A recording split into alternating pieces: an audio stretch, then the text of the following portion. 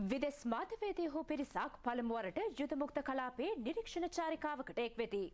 ත්‍රස්ත ග්‍රහණයෙන් බුදාගනු ලැබූ ප්‍රදේශවල සැබෑ තත්ත්වය ජගත් ප්‍රජාවට වාර්තා කිරීම එහි අරමුණයි. ලෝකයේ සියලුම ප්‍රධාන ජනමාධ්‍ය ආයතනවල නියෝජිතයෝ එම පිරිසට අයත් වෙති. කොටි ත්‍රස්තවාදීන්ගේ අසත්‍ය ප්‍රචාර අභිබවා වන්‍ය මානුෂීය මෙහෙයුමේ යථාර්ථය සමස්ත ලෝකයටම අවබෝධ කරවීමට මෙම පිරිසට හැකිවනු ඇතැයි විශ්වාස කරේ. මේ පිළිබඳ විශේෂ වාර්තාව ජාතික රූප වාහිනියේ සමන් කුමාර රාම වික්‍රමගෙන්.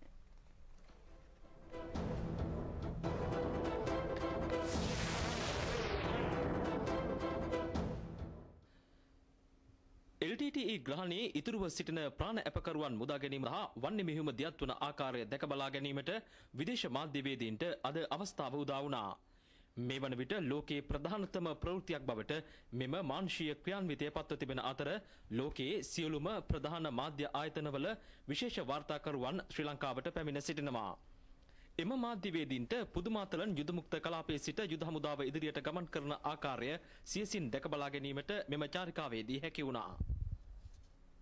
ප්‍රාණ අපකරුවන් මුදා ගැනීමේ ක්‍රියාන්විතයේ නිරතව සිටින 58 වන සේනාංකයේ සේනාංකාධිපති බ්‍රිගේඩියර් ශවෙන්ද්‍ර සිල්වා මහතා මෙහිදී විදේශ මාධ්‍යවේදීන්ගේ ප්‍රශ්නවලට පිළිතුරු දෙමින් කියා සිටියේ මාධ්‍යවේදීන් සාමය කැමැති ලෝක ප්‍රජාවට සිදු කරන එකම සාධාරණය නම් මෙම ක්‍රියාන්විතයේ සත්‍ය ලොවට ප්‍රකාශ කරන ලෙසයි. LTTE සහ ඔවුන්ගේ හිතවාදීන් ලෝපුරා ගෙන යන අසත්‍ය ප්‍රචාර පැහැදිලි කර ගැනීමට මෙය ප්‍රායෝගික අවස්ථාවක් බවද ඔහු පෙන්වා දුන්නා. ඉකුත් දිනවල ඇතැම් ජාත්‍යන්තර මාධ්‍ය මගින් ප්‍රචාරය වූ ප්‍රවෘත්ති දෙස බලන විට LTTE හා ඔවුන්ගේ හිතවාදීන් නිර්මාණය කරන ලද ඇතැම් අසත්‍ය වීඩියෝ දර්ශනවලට BBC, අල් ජසීරා වැනි රූපවාහිනී ආයතන පවා හසු වූ බව මෙහිදී ප්‍රකාශ වුණා. ලක්ෂයකට අධික සාමාන්‍ය ජනතාව නිරුපද්දිතව මුදාගත් හමුදාව මේ වන විට ඉතුරු ජනතාවද මුදා ගැනීම සඳහා බර අවිවලින් පවා තොරව ක්‍රියාන්විතයේ නිරතව සිටින්නේ එම ජනතාවගේ ආරක්ෂාව සැලකිල්ලටගෙන බව බ්‍රිගේඩියර් ශවෙන්ද්‍ර සිල්වා මහතා මෙහිදී ප්‍රකාශ කළා. වන්‍ය මෙහෙයුම ආරම්භයේ සිට මේ දක්වා වෘත්තීය හමුදාවක් ලෙස ඉහළ ආදර්ශයක් ලොවට පෙන්වා දී ඇති බව මේ අවස්ථාවට එක් වූ වන්‍ය මෙහෙයුමේ 57 වන සේනාංකාධිපති මේජර් ජෙනරාල් ජගත් දයස් මහතා පෙන්වා දුන්නා. මේ වන විට යුද හමුදාව වර්ග කිලෝමීටර් 55000ක භූමියක් LTTE ග්‍රහණයෙන් මුදාගෙන තිබෙනවා.